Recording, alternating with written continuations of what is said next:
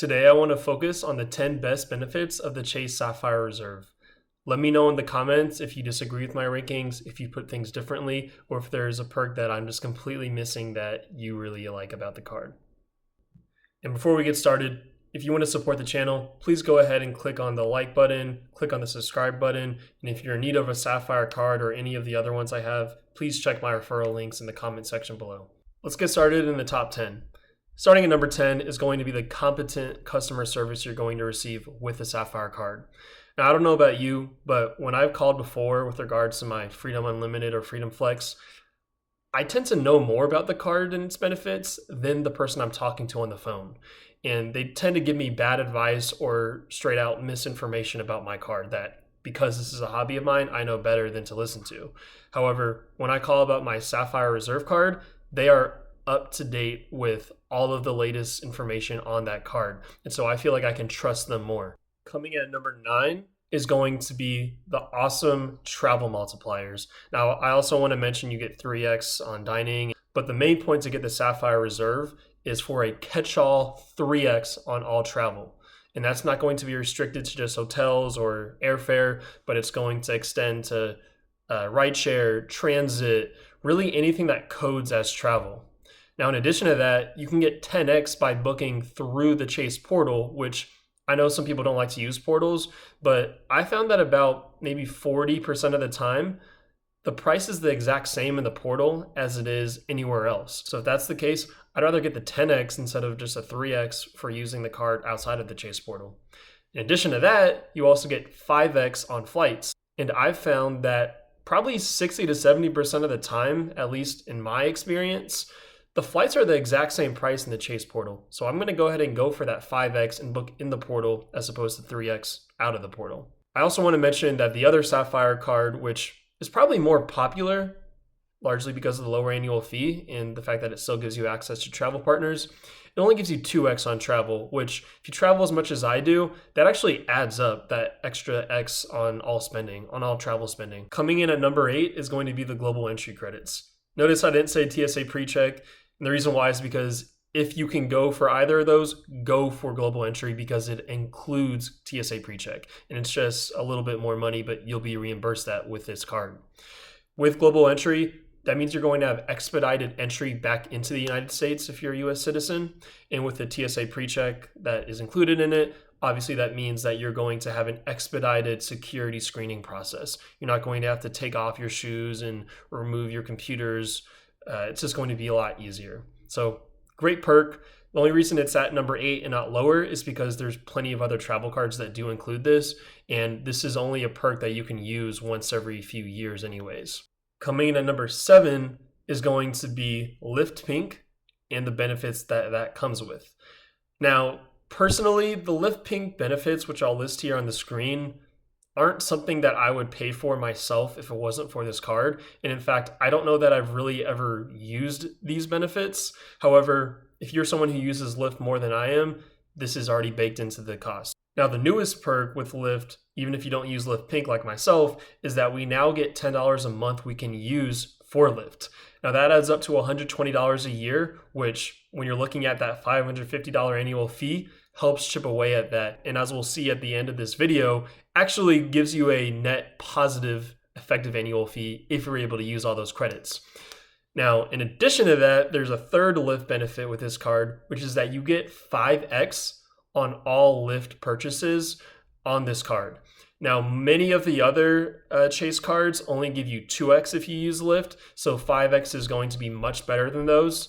And it used to be 10x, but I will take 5x and these $10 statement credits as opposed to before when it was just 10x. Now, maybe if you're someone who uses Lyft a lot, then those 10x would add up to more than that $10 statement credit. But for me, this is more advantageous. Coming in at number 6 is going to be Dash Pass and the DoorDash benefits. Now, personally, I wasn't using DoorDash or Dash Pass before this card. However, I've found that it easily molds its way into my life. Now, I don't think you should be going out of your way to spend money on credits that you wouldn't otherwise. However, I was going to get groceries anyways, and right now I get $20 a month with DoorDash on non-restaurant orders. So I don't mind going once a month to go pick up $20 worth of chicken or whatever it is. That actually saves me $20 at my local grocery store. And you're going to notice that I said go pick up the orders. That's what I do. And the reason why is because I don't want to be tipping the driver. Now, if you're someone who uses DoorDash all the time and you don't mind paying those tipping fees, then you're going to get free delivery and a lot of other benefits with DashPass. But for me, I don't mind going once a month just to go pick up my grocery orders. So I bake that full $20 a month I get in non-restaurant orders into my net effective annual fee. Now, in addition to that, you get $5 a month on restaurant orders for a total of $60 over the course of a year. And I've used this a couple of times, but because most restaurant orders are more than $5, and I wouldn't have used this otherwise, it goes against my traditional thinking of trying to use that credit every single month. I don't mind sacrificing that because it actually means I'm saving money in the long run because I wouldn't have went out of my way to spend that money in the first place. However, if you are able to use both of these credits, then that means you're going to get $240 a year from the non-restaurant orders and then $60 a year from restaurant orders for a combined $300 per year in DoorDash credits. Coming in at number 5 is going to be the Priority Pass benefits you get with this card. Now, if you're not familiar, if you're traveling a lot and you always see those lounges that people are going into, this card is going to give you access to all those Priority Pass lounges. Now, this isn't going to be the American Express level of lounges. However, Chase is slowly building out their own lounges that are meant to rival those Centurion lounges that you'll see with the American Express Platinum card. However, I found that in all but one airport I've ever been to, and that was the one in Oklahoma City where I was for a layover, there is at least one lounge that I can access. And typically that means I can get free food, free drinks, free snacks, and just a place to chill. This benefit alone saves me hundreds of dollars over the course of a year because of how much I travel. You forgot your water bottle? You don't have to pay $7 for a new water bottle at the airport. Get this lounge access. Coming in at number 4 is the famous $300 travel credit that automatically cuts your annual fee by more than half off the bat. And this is the most flexible travel credit you're going to find. It's way more flexible than the Venture X's $300 credit, which you have to use in the Capital One portal to get reimbursed for. With this Chase credit, you could call an Uber, you could take the bus, the train, you could buy a flight, you can purchase a hotel, and you will automatically be reimbursed for it. And just by nature of how easy this travel credit is to use, you can really easily say that the annual fee on the Chase Sapphire Reserve is $250 without any real effort, as long as you're traveling once a year or using the transit or some kind of public transportation. Now, I'm going to do some math here on the screen so that you can follow along with me.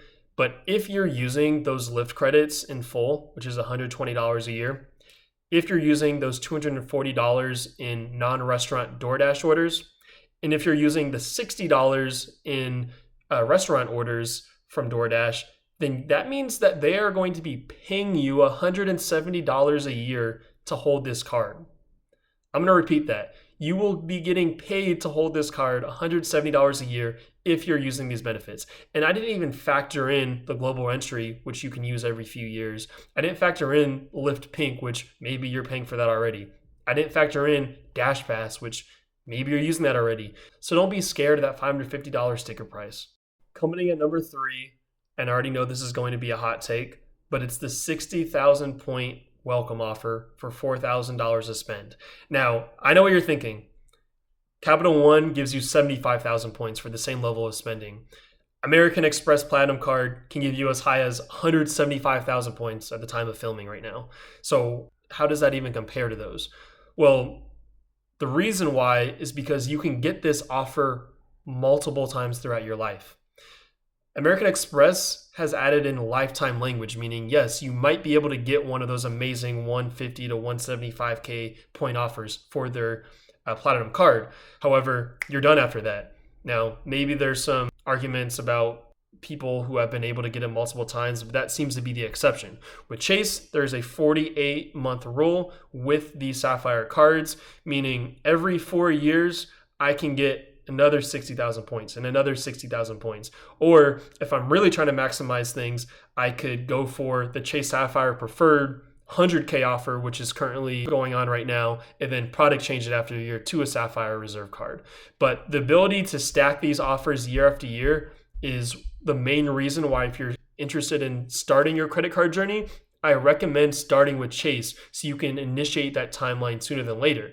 In addition, if you're trying to use the Freedom cards, the Freedom Flex or the Freedom Unlimited, those only have 24-month languages. So every 2 years, you can get offers on those. Now, those aren't going to be as lucrative as the Sapphire cards, but you might as well start there, and then you can go for the Amex cards or the Capital One cards or Citi or whatever else you're using.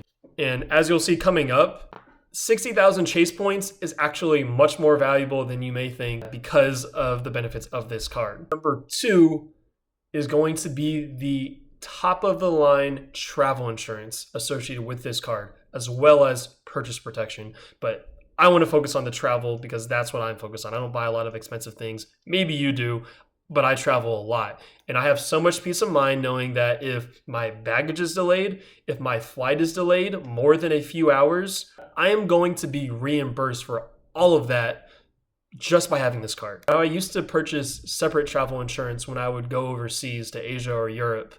And I'm glad I did, because I ended up needing that because my flights got delayed on every single trip I've ever been on overseas. Having had those experiences, I always purchase travel insurance, which tends to run me $60 to $70 per trip. And since I travel at least 3 times overseas, that means that I'm saving around $200 a year just from travel insurance. Don't underrate this. Finally, the number 1 perk of the Chase Sapphire Reserve is the flexible point redemptions.